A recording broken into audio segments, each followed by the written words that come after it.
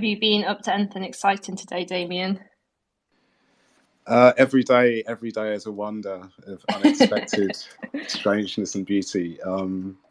Yeah, That's what we like to hear.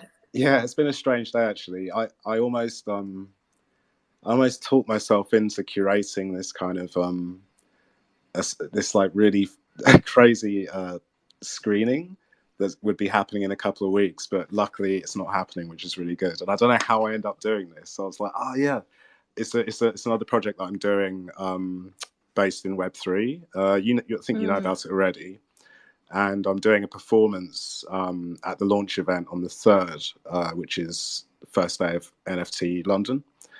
Oh And yeah, is this with token tracks? exactly, yeah, it's that one. Nice.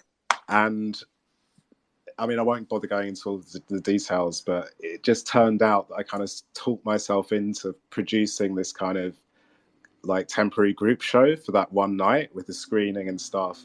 And it just turns out that logistically it's not possible, which is really fortunate because it's not like I'm sort of sitting here twiddling my thumbs and thinking of what what to do. I don't know how I do it. I'm just like, yeah, how about we do this thing? I just get really enthusiastic about stuff. So but there was that, and then also other bits and pieces. It's been a good day. It's been a really good day. Good, good. How about you? Yeah, busy, got lots of plan. We've got something coming up for NFT London as well. Preparing for this space, which I'm so excited to catch up with you again. I feel like we've spoken so much over the past couple of weeks, but it's nice to sort of put our thoughts and conversations out to the public, So I think it'll be really good. I agree. Yeah, definitely. It's been a lot of. I mean, we shouldn't run out of steam before everyone's here, but it's true. It's been an exciting journey, hasn't it, so far? So yeah, it's nice to sort of bring some of that dialogue out into public, and also to sort of share, to kind of make a space where, well, again, I don't want to. We shouldn't talk too much before we start because we're going to be hitting all the same points. But yes, I'm really looking forward to tonight. Definitely. No, it's all good. Yeah, we'll start in a couple of minutes. We'll let a couple more people drip in, but you're good.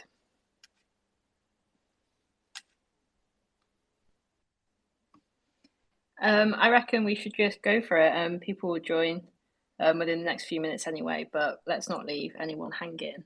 So, yeah, hi all. Thanks for joining us today. I'm Emily. I'm the latest addition to the Daata team as their community manager. And today we're going to be catching up with Damien. He's the artist behind Daata's latest NFT drop called Seed, which you can see in the pinned tweet above. And yeah, today we're speaking about like AI, creative processes, and what it means to work anonymously as a creator. I'll give a quick intro to Damien, then I'm sure he can add on. But Damien Roach is a London-based artist, researcher, and lecturer. His projects span art, design, and creative direction, and music and audiovisual. And by the age of 26, Damien had exhibited work at the Tate and Venice Biennial. And yeah, it's amazing to be able to chat with him today. He's got a lot of experience in the traditional art world and then his journey into the NFT space. And yeah, overall, just gain some insight into how and why he creates. And then, yeah, you may also know him across socials as Patton and working under his creative agency 555, where he's worked with the Barbican and Caribou, which we will touch upon later. So yeah, Damien, don't know if you want to add anything else onto that. Just wanted to say hello to everyone who's joined, and just really excited to kind of talk about some of the things, I guess, behind the scenes of making this particular project and just my practice as a whole.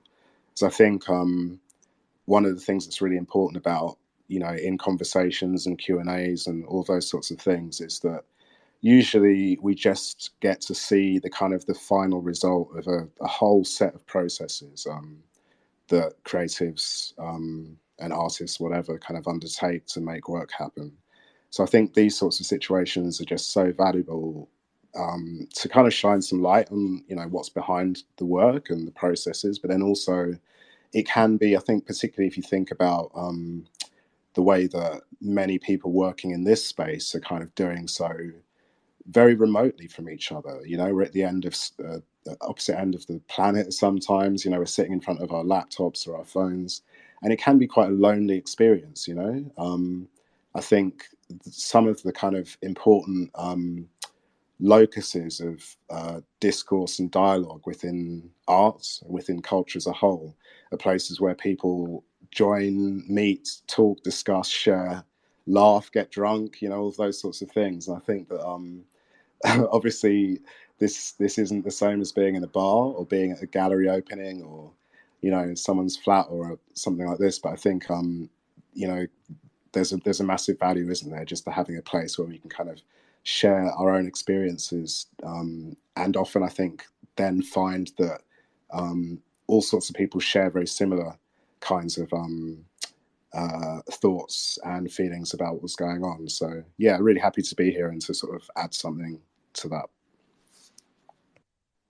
Yeah, amazing. And like you're so right in terms of no, this isn't like a gallery opening or any sort of exhibition like that, but it's still a great place to be able to connect. And it's worth mentioning we want to do like a Q&A at the end of today's spaces. Make this as like interactive as possible. So I'll mention more about that later. But I guess a great place to start is how did you enter the NFT and Web3 world? So the actual beginning of that particular journey for me was it was actually an invitation from a curator, incredible curator who's on here as Rough Version. So you can check her out as Rough Version, all one word, called Francesca Gavin. And she was putting together a group exhibition that kind of brought together a small selection of artists who are kind of more Web3 native, and then others from kind of contemporary art world like myself. And I'd been thinking about it for a while. I think the first time I heard about it was just a friend telling me about NFTs, and they'd heard about it and immediately thought of me because they sort of thought it sounds like something that I'd be interested in looking at. But it was a few months between that conversation with a friend and Fran kind of getting in touch about this project. So that particular project was the beginning of my personal active journey in the NFT space. Was this group exhibition. It was called the exhibition was called Stealing the Mona Lisa. If you want to have a look. But that was it. And also the NFTs that I made for that were all based around the theme of nothing. So I made these animations kind of exploring the idea of a kind of absent object, which I sort of thought was quite a poignant or appropriate maybe sort of way to start thinking about Web3 and digital artifact and kind of disembodied objects and so on. So yeah, that was the beginning for me. Oh no, nice. That's actually a really beautiful way to sort of enter the space as well, because I'm sure there's a lot of people where it was quite a sort of independent experience, like jumping in, not knowing what the hell was going on, but really curious and wanting to explore it. So it was nice that you had a sort of curator leading the way, and then also a bunch of artists maybe guiding you a little bit. I really love that, and I always ask people that question as well because even though I don't know, maybe most of us have been here for like a year or 2 years, time moves very differently in this space. So it seems like forever ago. So I think we all need to reflect on where we started. I know, absolutely. And Yeah. I think you can't sort of separate that from obviously just the whole situation with coronavirus. And it's, Mm-hmm. it's hard to use the word interesting when thinking about something so tragic. I think it's important to remember what's happened, with all of that, so many people. But I think that it's interesting to think about how such an odd, kind of violent sort of appearance of nature, I suppose, into our lives, a reminder of sort of how fallible our systems are in the face of this virus, is kind of a big part in what sort of stokes the flames of the kind of huge uptick in interest in NFTs. And communicating with each other remotely, spaces, finding different ways to find joy and stimulation, in that kind of situation. So it's interesting kind of coming out of that and having this kind of infrastructure and a sort of culture that is, like you said, very, very dynamic, and seeing how that can now sort of interface with the different sort of reality that we're moving through in the present and obviously into the future. Yeah, no, I totally agree. And definitely people being isolated in their homes was a catalyst for going online and discovering new technologies. But then on the other side, and sort of a quite a nice parallel, is that people were also looking for community, which I've personally found the NFT space has offered, like in hordes, and it's a reason why I feel like I'm still here building and creating and connecting with people today. So yeah, it's an interesting juxtaposition between sort of technology and humanity, bringing people together in a bit of a fucked up way as well. Do you? It's actually, I know you're sort of asking me the questions, but do you think that the scale of the space, and the changing of the scale of the space in the sense of how many people are actually engaging in it and involved, on the artist side, the creator side, do you think that the changing in scale has had an impact on how that kind of community feeling is playing out? Because I remember, I mean, I feel like it reminds me of sort of, MySpace or something at the beginning, how all of a sudden there was this kind of very transparent access between all sorts of people, at different, if you want to call it, levels of visibility, maybe. And I wonder if some of that has changed, as time's gone on and more people have sort of been onboarded. Yeah, what do you think? Yeah, I think that's really interesting. And I was actually having this conversation not too long ago about communities within the Web3 space. Are they actually more beneficial with more people? Like, does power in numbers play a part to this? And at times, I don't necessarily think it does, because it can become inaccessible, scary to join a community. People's voices get lost. So, like, I am really passionate about more niche communities. And I think that's what we're actually seeing a lot more of. Even if it's like within different mediums. I mean, we'll be talking about this later, but like the AI art community is like massive and really valuable to that way of like creating, as well as people are sharing like resources and tools.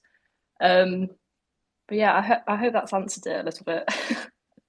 Yeah, definitely. I mean, I think there's no singular answer, and I guess different people have very different experiences of the whole thing.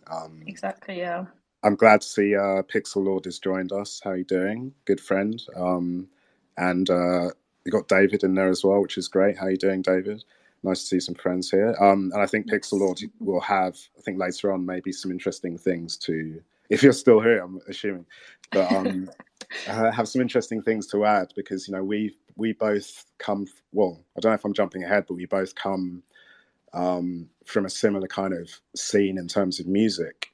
And I've definitely been really excited to see how Pixel Lord has sort of navigated this space. And I can definitely see some parallels in terms of both of us being quite interested in new technologies and finding ways to always explore and push those through our own particular, you know, um, our own particular ways. So yeah, good to see you here tonight. Yeah, definitely. Thank you all for being here. It's really great. My first Twitter space is with Daata as well. So yeah, really appreciate it. But what you just said, Damien, leads on quite nicely to another question. Um, and yeah, as we mentioned in your intro, you've been working within the traditional art scene from a young age, and obviously pre-exposed to using technology to create art as well. But how do you feel the art world is changing with the emergence of NFTs and blockchain technology? Okay, yeah, that's a really good question. There's a lot in there, so bear with me. Yeah, sorry. I think I might have to start speaking more quickly, because I do like to talk. So yeah, basically, one thing I wanted to mention or to kind of to think about was the term traditional art world. And I know that that's kind of stuck as the way that we talk about the art world outside of NFT space. But I think that I think it's kind of sad that that term stuck, because I feel like it sets up a kind of oppositional framework, and a very kind of dualistic way of thinking about Web3 and what's happening here, because um, the art world in itself is so many things. It's like a kind of archipelago of many different, sometimes overlapping, sometimes intersecting, sometimes completely separate modes of making, thinking, discursive arguments, and so on. You know, it's a really kind of complex thing. So I think I'm interested in the language that we're using as we kind of start to kind of build a map, I guess, through our actions. You know, we're kind of mapping a space with what we do and what we say. And yeah, I'm not that it's a mistake, because of course this is the term that's really stuck. It's the thing that people say, but I'm really sort of I think that the interaction between, to come on to the actual answering the question, the interaction between what I would describe as kind of contemporary art and what's happening in Web3 with NFTs and DAOs and so on is really fascinating, and it's kind of maybe more connected structurally and in terms of concepts than is often um, than it's often perceived to be. You know, because we can think about a lot of the things that happened in the '60s, say, with kind of cybernetics, um, and many artists kind of working in a very kind of compelling way, exploring the kind of possibilities of sort of digital arts, moving through into incredible artists much later on. This is a very kind of accelerated jump through the history of art, but artists like a favorite of mine, Susan Hiller, who unfortunately is passed away a few years ago. But what she did with her work, especially as a woman within the world of art, which, as we know, is still a very challenging position to be in. The fact that this kind of person managed to, you know, I mean, for people who don't know, Susan Hiller was an incredible installation artist, and she was making installations at a time when museums didn't have that. It wasn't a thing that was going on. And she was incredibly focused and kind of pioneering in her work. And I'm picking her because she's an artist I admire very hugely. Obviously, one example of many, but I think it's incredible what she did. So I think that there's a lot of there are many interesting things going on, I think, between in the kind of conversation between contemporary art and what's happening in NFT space and Web3. I would hope that as time goes on and more understanding and awareness comes through in terms of institutions, collectors, artists, and audiences, that it would only enrich that kind of conversation that's got so many kind of compelling angles to it already. Yeah, just jumping back to like the start of your answer, and no, you're completely correct in like pulling up how language is used, and it's something I am actually really conscious of myself. So it's interesting to hear that point, because we don't want to set these two spaces of a traditional art world and a crypto art world. There's like two different things, because you're right, they do overlap, and also being conscious of language in terms of onboarding new people to the space is so important as well. So I appreciate you mentioning that. Yeah, And I yeah, think it's definitely something that, I mean, I could see it happening, in the kind of flurry of I mean, what would it be now? 2020 into 2021? I completely do not know. Don't ask me anything about dates, anybody, please, tonight. I'm completely wrecked by the virus, my sense of time.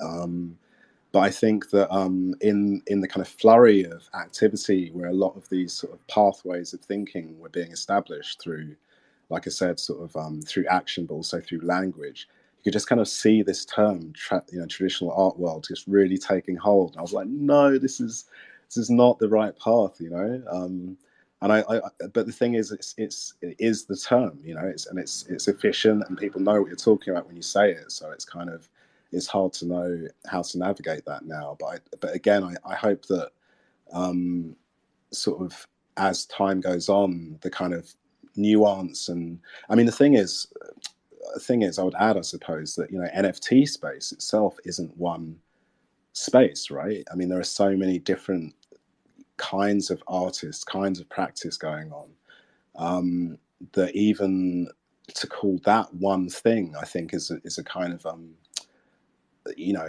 maybe a bit of a misnomer on all of our parts. This is not specifically talking to you, Emily, at all. This is just, I think these are conversations that I really hope to see happening as this all progresses, because it's sort of, when we have names for things, it changes what we're able to think. You know, if you can point at an apple and everyone can agree that's an apple, then, you know, you can't really turn around and then say it's an orange. You just can't do that. It's sort of set in stone. And then if there's a fruit that has no name yet, then nobody can point to it or kind of speak about it or think about it.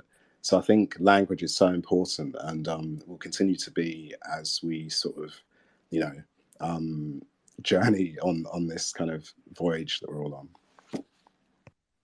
No, completely agree. Maybe we can come up with some new phrases at some point. Um, Love it. yeah. So yeah, I'd love to like move on to your sort of practice and experimentation with AI. Um, yeah, how long you've sort of been using it, or what was the initial point of your journey to creation with artificial intelligence? Right. Yeah, that's another great question. Interestingly, some of the first experiments that I was doing with AI, in, I think, oh, you know what? I should have come here with the actual kind of exact date in my head. I remember the very first thing I did using AI was, remember when you remember that moment when everyone's kind of making those images that look like they were full of dogs? Do you Oh remember that? yeah, it was like Google's Deep Dream, wasn't it? Exactly. And I Mm. remember seeing something about that online, and it was kind of before. I mean, obviously, all of this stuff moves really quickly, but it was before there was a kind of a very user-friendly user interface online where you could just kind of run things through this. You know, there was no sort of app for that sort of thing at that time. I remember reading about it and seeing some images and thinking, "Wow, this looks really interesting." And I'll come back to why I think why I found that interesting in a second, but found it really interesting. So it was this odd process of kind of, you know, looking in code, trying to kind of build you know, kind of mini system that would actually do this.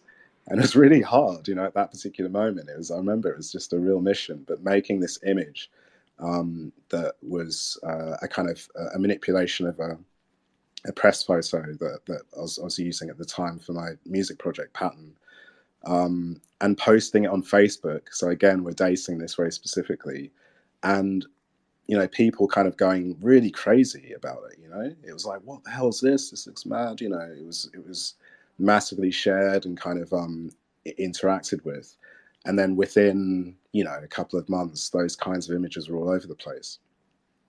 So I think that, again, as others in this space, as I mentioned earlier, might identify with, I think I kind of come from a place of constant kind of excitement and interest in new ways of looking at the world, new ways of making things and communicating ideas. And my kind of drive to do that was, of course, kind of, you know, uh, triggered when kind of hearing about the possibilities that there were within using artificial intelligence to assist in creating new forms of image. So you'd never believe, you know, if you think about it, think about what was happening back then, you'd never believe where we are now. And I would go even further and say, you know, if you look at the journey from there through to, you know, the kind of GAN aesthetic and approach, which relates obviously very strongly to what's going on with Seed, which is a sort of GAN-based machine learning system. Going from there to sort of DALI 2, and then Stable Diffusion. Just the short time after DALI 2 was kind of the thing that everyone was talking about. And the few weeks that since sort of Stable Diffusion has become open source and been released, it's mind-blowing just to see what people have been building. It's completely mind-blowing, every week. And I'm conscious now as well, because I've been working so solidly on Seed for the past few weeks. I feel a bit like out of touch. That's how wild it is. It's kind of the pace is just incredible. I've been really sort of in the back of my mind thinking, I really want to know what's happening on now. What are the new notebooks that are out there? Because it's really like a day by day kind of set of innovations that are going on that are literally mind blowing. We're able to do things that 2 months ago even seemed like the stuff of fiction. So it's an incredible time to work through. And I feel like my background in contemporary arts and my interest in kind of perception, in finding new ways of looking at things, in kind of creative thoughts, and trying to make work that engages and kind of stimulates those sorts of things.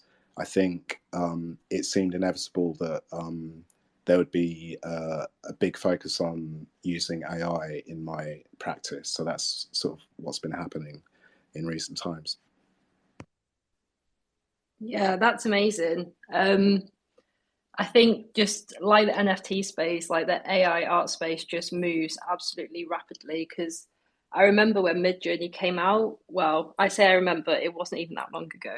But when Midjourney came out, and then you're sort of coming to the realization that you can create these incredible images from your phone through Discord, and even with DALI as well, it's all accessible through your phone to create such incredible work. And I've been using AI for a couple of years as well, so I understand the appeal of it, but I'm wondering, because it is so easily accessible right now, and I feel, well, maybe it's just where I'm positioned in Twitter, but I'm constantly seeing artists using AI, lots of it very sort of similar vibe due to the notebooks or the software they're using.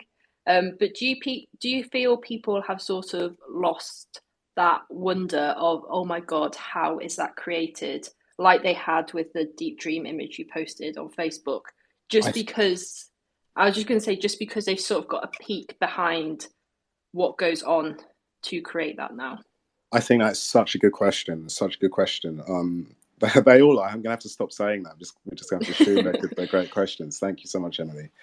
I think there's a lot there. I mean, one thing is that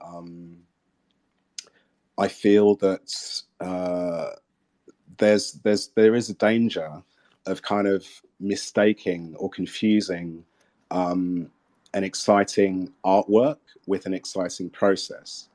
And I think that at the moment, there is a kind of a mixture of things going on whereby people are kind of ready to see the new process, the new system, whatever, and the work that comes out that sort of demonstrates a new technique is obviously very exciting. I mean, it's a huge. I mean, that's not new. It's a huge driver of art, visual culture, music.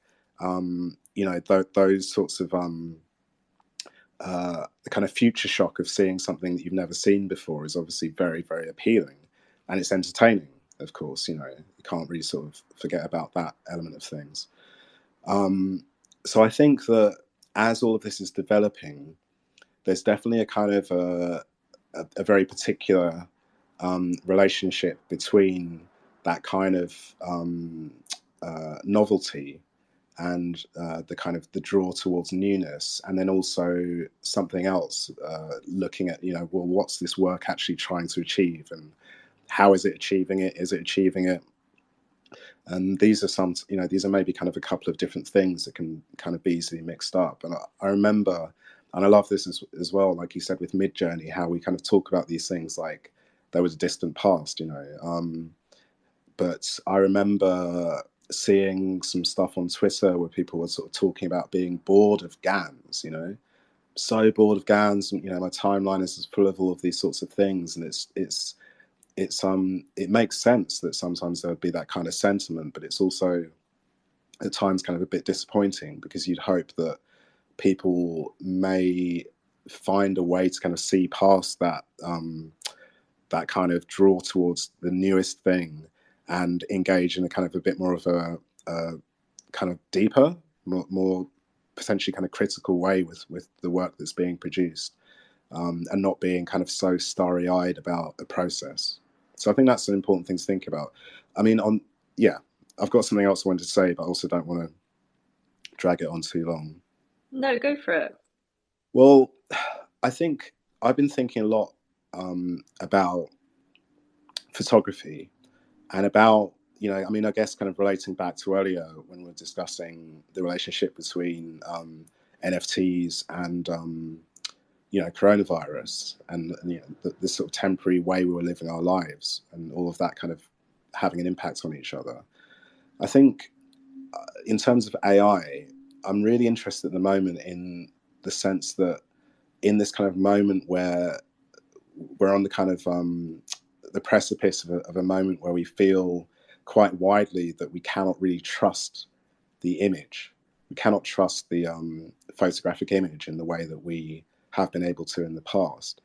And we can't forget, obviously, about Photoshop. We can't forget about how, for example, with propaganda of all kinds, the way what we say about images transforms them. So it's not that the idea of not being able to believe your eyes is a new thing, but there's certainly a very distinct difference in terms of how our trust in the kind of photographic image has been diminished in recent times, because of the variety of tools that are around to, like I said, like deep fakes and so on, to manipulate images in a very convincing way. And I'm thinking a lot in relation to that, to the idea of, well, where do we look if we can't trust the photographic image as an index of truth, as a kind of marker of what is, that's shared and accepted by all people, then where do we look to for our kind of visual representation of the world, a visual representation of sort of what it means to be? And I'm really fascinated that in the idea that one of the avenues that could prove to be quite fruitful in that search for a new form of imagery that might talk to the present in a kind of precise way, could be the very tools that are leading to the destruction of the photographic image, the space of artificial intelligence. I think there's something about the kind of the errors, the kind of the space of the where the image kind of breaks down and feels unstable, that seems to mirror a lot of what it is to experience living in the present. We're in a moment of such huge flux and dynamism, in terms of the environment, in terms of the economy, politics, the terrible activity that's going on in Ukraine, that's having obviously a massive impact on just the kind of the flow of energy around the world. And I mean, I think if we've been reminded of anything in the past few years, it's how fragile the systems that we've set up to kind of make contemporary society run, how fragile those systems are. And I see within work created with the assistance of artificial intelligence as having maybe some potential to kind of speak to that moment, its instability, it's the haziness of the AI generated image, maybe kind of speaking a lot to that. So I think that particular relationship is really interesting to me. It's something I've been thinking about a lot recently.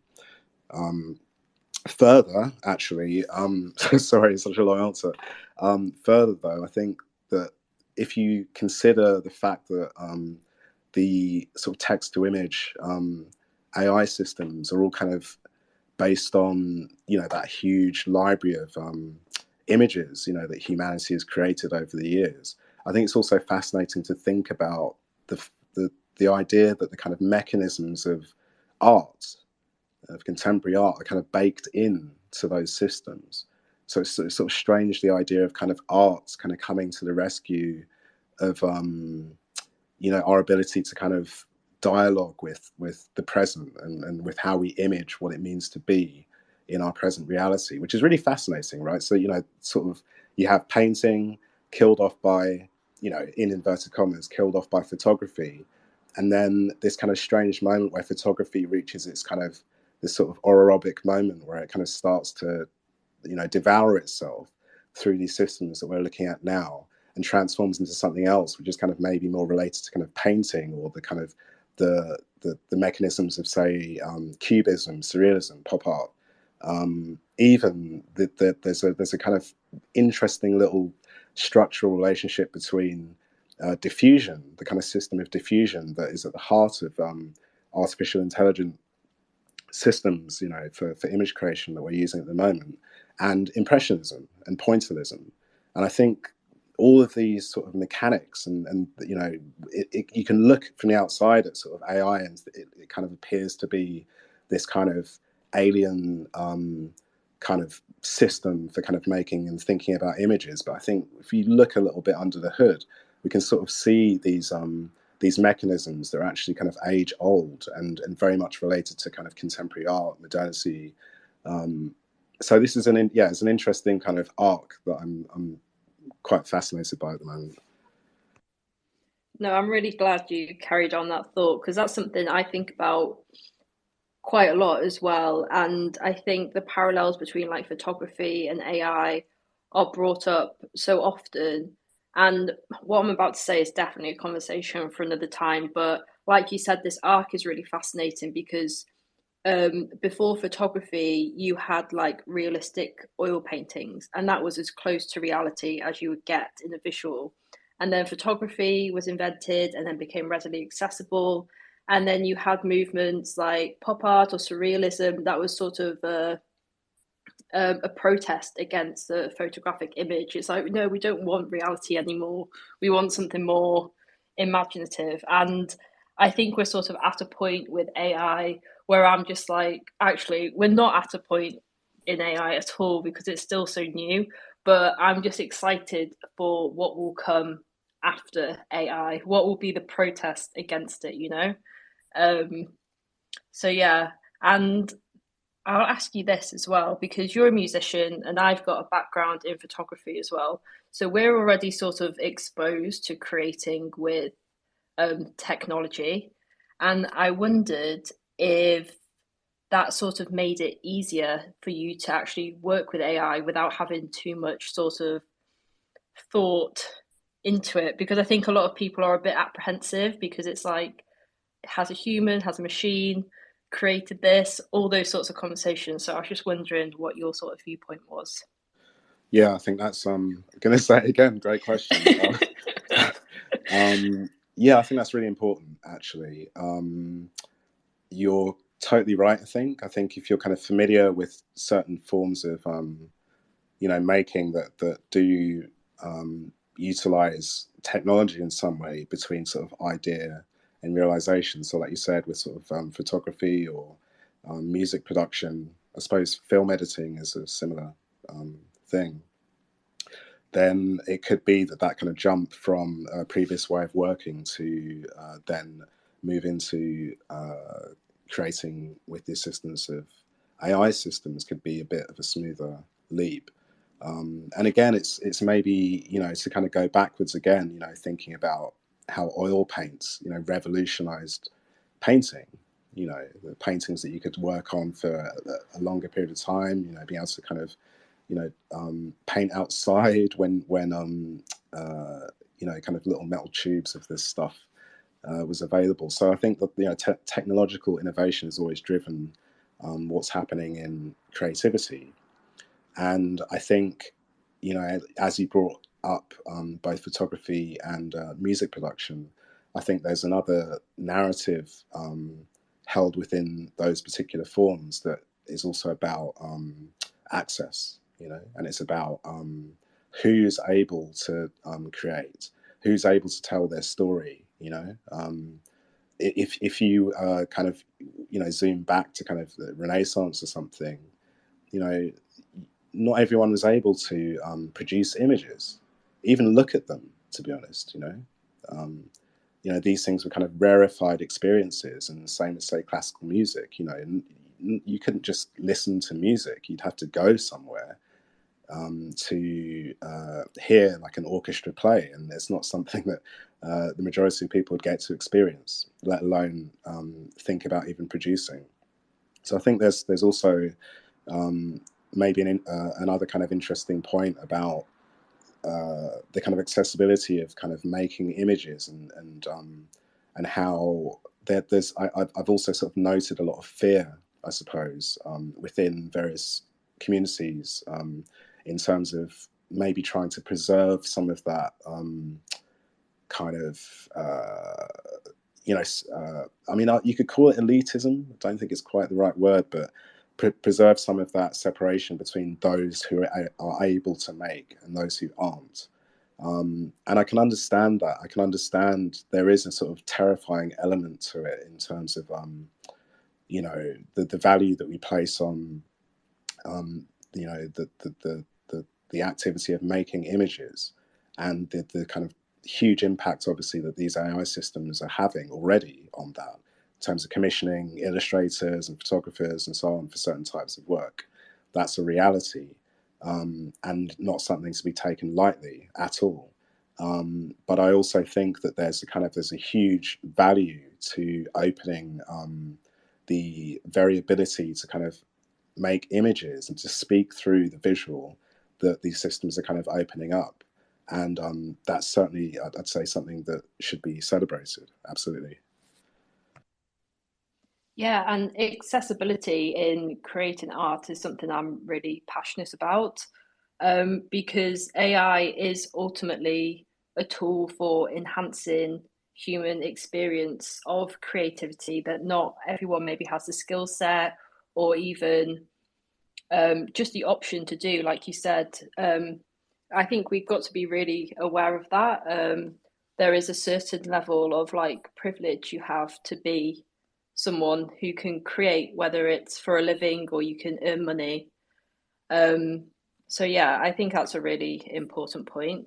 Oh, yeah. Um, I was just going to add something actually, because I feel like I maybe missed a little bit off in terms of, it relates to that idea of access. But I think that as time goes on and the tools sort of change shape, it may be that more people find ways to use them and to engage in them that than have done so far. So if you think about the fact that Photoshop mimics lots of kind of older technologies like the airbrush, like the paintbrush, like the kind of letter press system, like all of that is kind of inside of what we now think of as kind of just the kind of very familiar set of tools within Photoshop, or any even Microsoft Paint or something kind of spoke in the language that was familiar to those transitioning from other ways of making in the past.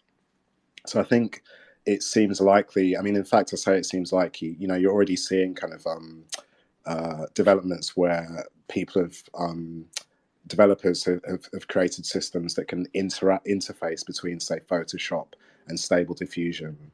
Or I think I saw something that would allow you to kind of create textures that you could then use in game engines, or systems like Blender. So I think there's you'll have obviously people go headfirst into 100% AI systems, and then what we're starting to see is a kind of integration into existing systems that others may be more familiar with already. And I guess before you know it, you have a brush in your hand, and you're speaking this kind of strange poetry of prompts, and you're painting, and I have no idea, but there's certainly a kind of yeah, there's definitely a lot of kind of interesting and maybe more accessible tools ahead of us. I mean, can you imagine as a child having those kinds of systems at your disposal? Things that already exist right now. It's just, I don't know, it's absolutely fascinating. So let's see what the future holds. We'll probably find out in a week or two, yeah, the future is not far away at That's right. all. Yeah. um, we have got some more points that I really want to touch upon. But it might be a good time to maybe take a break and answer any questions if anyone had any. Um, Feel free to raise your hand.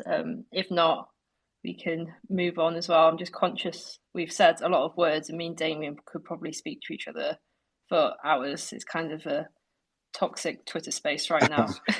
This is true. I mean, also just to say, I know to anyone who's listening, I know what the experience can be like in Twitter Spaces. I mean, you might be much more uh, it might not bother you as much as it has done me, but I've definitely had experiences where I've had something I wanted to say and kind of felt a bit nervous about it, or I didn't want to say the wrong thing, or so I just think it's important that people know that it's a welcoming, environment, this, and there's no judgment or anything.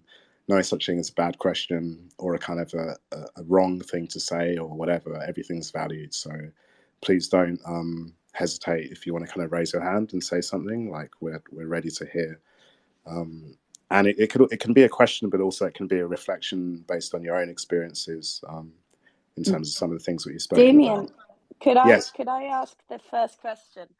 First, I'd absolutely. like to say thank you so much. That was a wonderful conversation, and I'm so happy I was able to listen to it.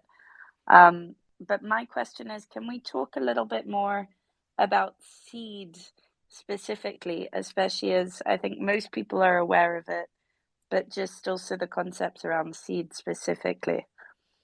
I think just to explain what it is, also for anyone who's dived in later and things like that.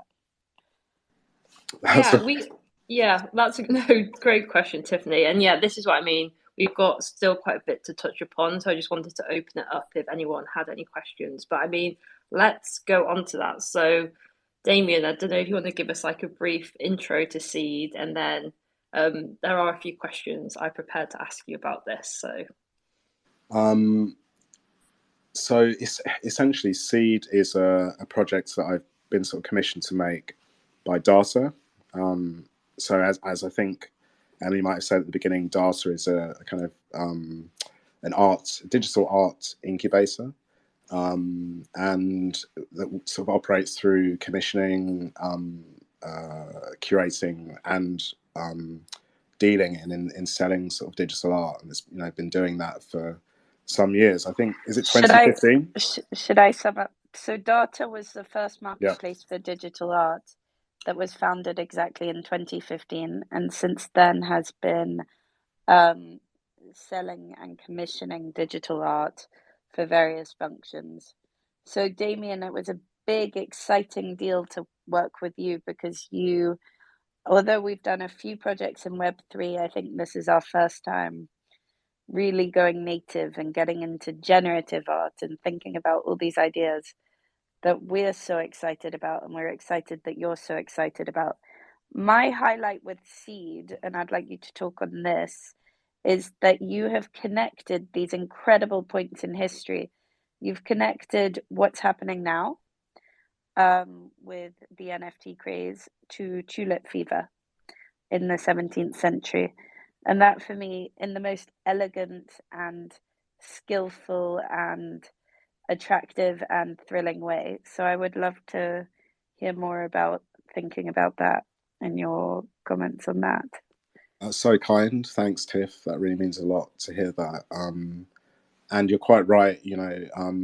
Those of you who have sort of maybe seen some of the imagery from Seed but haven't delved back into it, the whole thing is kind of starts from machine learning model that I made based on 17th and 18th century Dutch realist flower painting. Bit of a mouthful.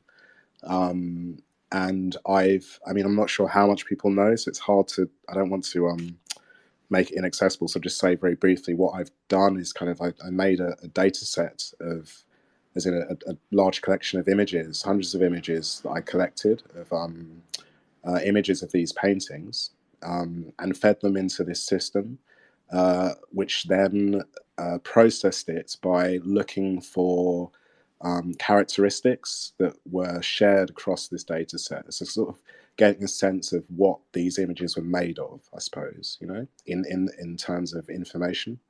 And once it's done this, it was able to, I was able to use this to kind of generate an infinite number of new images based on the characteristics held within the information, the images that it had been exposed to. So that's the kind of the root of seed. This we're calling seed one in this context, is that machine learning model itself.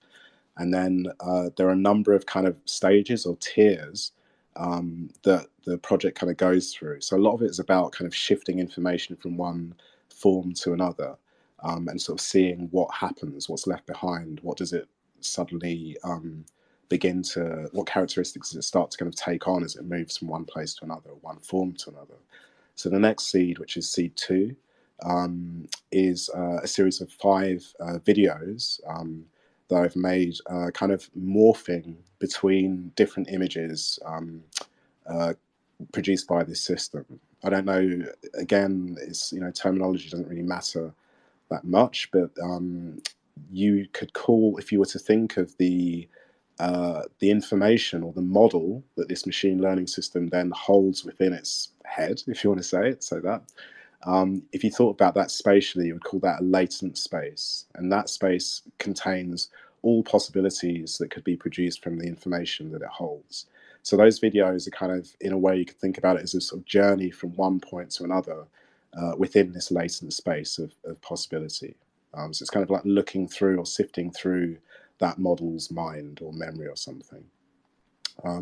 Each one of those videos also is accompanied by a soundtrack, and the soundtrack is based on that kind of moment when an orchestra is tuning up before they start to perform.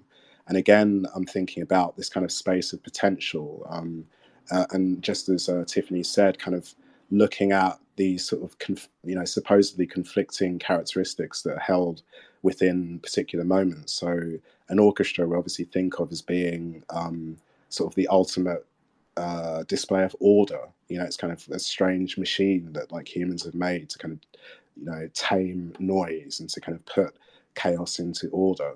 And in this kind of particular moment, just before an orchestra begins to play, they tune up, and they kind of it starts from a single note, an A, played by an oboe. And then as time goes on, various different instruments kind of come in to sort of check their tuning is okay.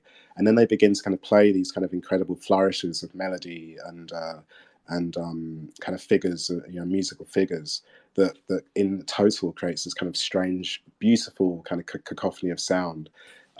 So it's this sort of odd kind of friction between order and chaos that kind of exists in this kind of what you would consider to be a very sort of traditional sonic space, which is very interesting to me. So those 5 videos have soundtracks that I've produced sort of digitally. I've composed new music that kind of mimics this this moment within the orchestral performance. Then each one of those 5 videos, which those are kind of available as NFTs and sort of exist on the blockchain now. Each one of those, the first person who purchases one of those pieces also but then becomes the owner of a skateboard, which is emblazoned with imagery from that particular video from the system that I've put together. So again, there's this kind of conversation happening between kind of different forms of cultural expression, and the past, present, the future. With skateboarding in particular, I'm interested in the idea of it as a kind of a technology that allows the user to kind of hack the city, to kind of use architecture, physical space, and time, obviously, in a way that those who do not use this technology are not able to. So there's a really sort of fascinating kind of characteristic that skateboarding has in terms of its relation to the city, to freedom, to creativity, and so on. So that's kind of what's happening there. Then the next tier is Seed 3, which is 55 animations created out of stills from the data from the machine learning model that have been produced by the model. so these stills are kind of played in quick succession, which makes an animation a bit like a kind of flick book or something. So again, we're kind of looking at these, sort of antiquated forms of image making and sort of shooting them into a new space where we can kind of start to think about them again. So we're thinking, in some ways about flick books, about early cinema, Muybridge, whatever. That's all kind of woven in there, all the way through to kind of the GIF. It's like it's all sort of held within this kind of holding pattern or kind of constellation of affects, I suppose, that's occurring within those works. So there are 55 of those videos, and then again, the soundtrack to those videos, or those animations rather, sorry, is the soundtrack is reworkings of the audio of the constructed or sort of mimicked orchestra tuning up, and these have been then processed using kind of, again, sort of DSP techniques, granulation, pitching, whatever. So I've made these kind of, I guess you could call sort of fragmentary, prismatic reworkings of maybe kind of ambient is a term that is more widely understood. Reworkings of the soundtrack from the C2 videos. Additionally, the C3 tier, each one of those 55 animations is the first person to collect one of those is then becomes the owner of a perfume, a limited edition perfume bottle, which contains a scent called Trackside Bouglea, produced by an incredible mind and a perfumer called Ezra Lloyd Jackson. And each one of those bottles has an absolutely unique packaging that's sort of, again, based on the imagery produced by the system. I should add that the skateboards are made in collaboration with Isle Skateboards, and I don't know if anyone knows Nick Jensen, this sort of legendary skater. So all of these things are kind of woven in together. And the perfume smells amazing from my perspective. Yeah. Oh, yeah. To add, I should it actually smells incredible, which I wasn't sure it would as an artwork about the I should still add, lives, sorry, but it does. something about the perfume as well that's really particular. It's not just any perfume. Didn't actually even say. Is that the perfume has sort of been designed or sort of synthesized to evoke the city and kind of concrete, smoke, and also or kind of an artificial sort of sense of scent, and also kind of a very floral, traditional nature. Evocation of nature. So within all of these different elements of the project, there's always this kind of sense of sort of a duality, which is brought into a relationship with itself. So kind of bringing together of opposites, of kind of creating of frictions between these seemingly kind of disparate characteristics within one object, one moment, or one kind of constellation of things.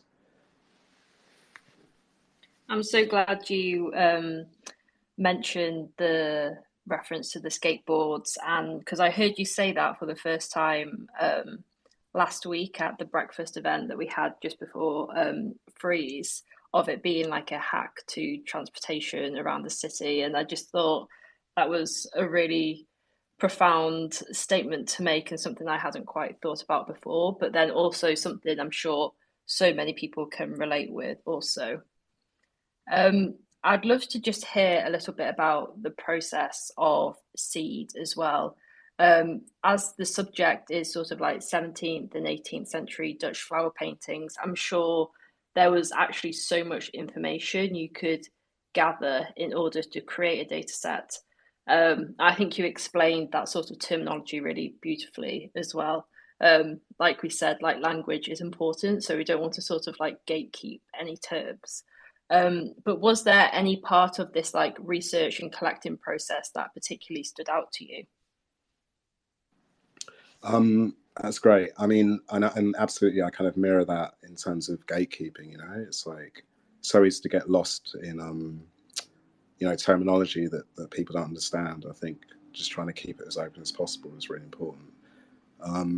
In the process, yeah, I mean, I think with every sort of element of this, there's always been I mean, I don't know if it's apparent already from what we've been talking about, but I feel as a person who makes things that I'm entirely driven by kind of the idea and what I'd like to do, more than what I know or how I've done things in the past.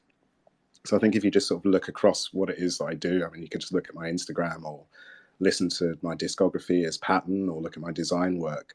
I think you will kind of notice quite quickly that it's not a practice that's based on any one particular style or any one particular process. It's always about kind of pushing those things and kind of focusing on the idea. The ideas do always remain quite, uh, you know, they come from a very particular place that, like I said, is about kind of creativity, finding different ways of thinking, finding different ways of looking at things that uh, often, seem to be quite static and familiar, and kind of finding methods or mechanisms that might allow us to kind of see them again, to really see them, and to maybe apprehend them newly. So I think that this is always the kind of driver behind these processes, and in putting together Seed, there were many, many, you could call them hurdles, you could call them challenges, you could call them fun days or weeks or whatever you want to call it, but lots of different processes, that had to be kind of like learned to kind of get to this point, and it's been a real journey. I mean, I think it leads on as well to the kind of the most recent tier of Seed, and this is also with the awareness that there may be more.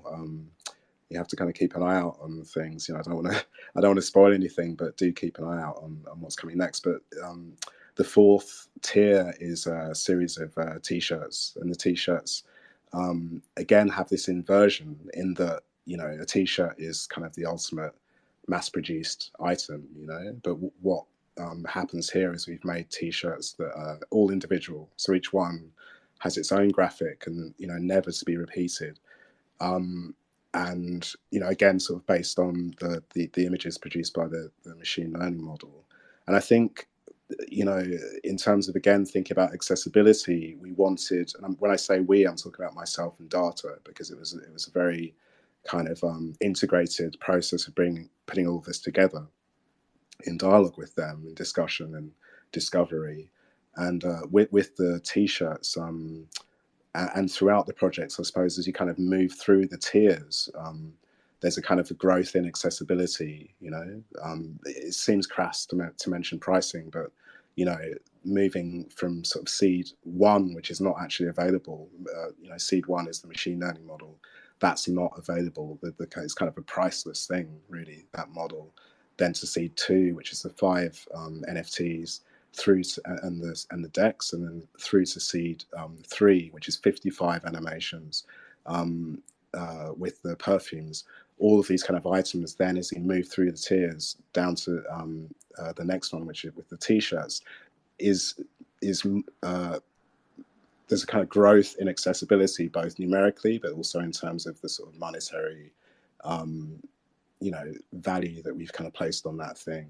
So I think that's something that's really important to us, in terms of making things accessible. You don't have to be a collector with a huge wallet to kind of engage in the project, to kind of to sort of have some part in what Seed is and what it will kind of become, as time goes on as well. So that's something that's, I think, I found really sort of heartening about the kind of one of the many affiliations that were kind of going on between myself and the Daata team, in terms of our aims and sort of dreams for what the Web3 space could be. Definitely accessibility, openness, always. Yeah, and that's like super important to mention as well, the accessibility of pricing as well, and also what Daata's sort of mission is and your interest and how we align that ultimately the NFT space can be a super accessible way for people to get into collecting art.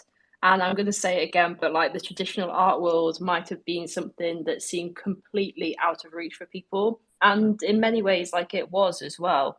But NFTs and Web3 have like generally open that up. And I feel like each iteration of Seed has acknowledged that completely.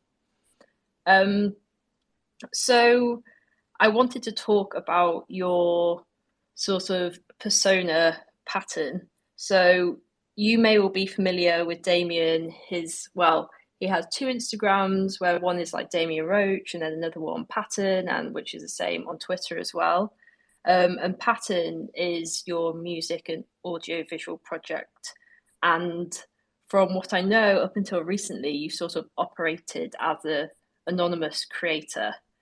And I found this quite interesting in terms of people wanting to be anonymous in Web3, and wondered if you had different methods of creating, or I might be completely out of whack with that. But what was your general reasoning for operating undercover as Pattern? I mean, there's also, no, you're quite right. And there's also 555, which is me kind of operating under the guise of a creative agency. I think is thinking about how we look at kind of culture and cultural production now. It's very different from even 5 years, but 10 years ago and beyond, in terms of what's sort of how it's kind of digested by people. And I think it's very common now to see people working across sort of multiple different spheres. Again, to give another shout out to Pixel Lord, who is a kind of a cousin in some ways on that kind of journey. But I think he would actually have kind of similar reflections on this. But I think it's different now. In the past, maybe it wasn't really looked at as favorably. If you were a visual artist, people would not necessarily take you seriously as a musician or sort of really understand why or how you could do that. I saw a lot of discourse around, say even recently, someone like Virgil Abloh, who again sadly is no longer with us.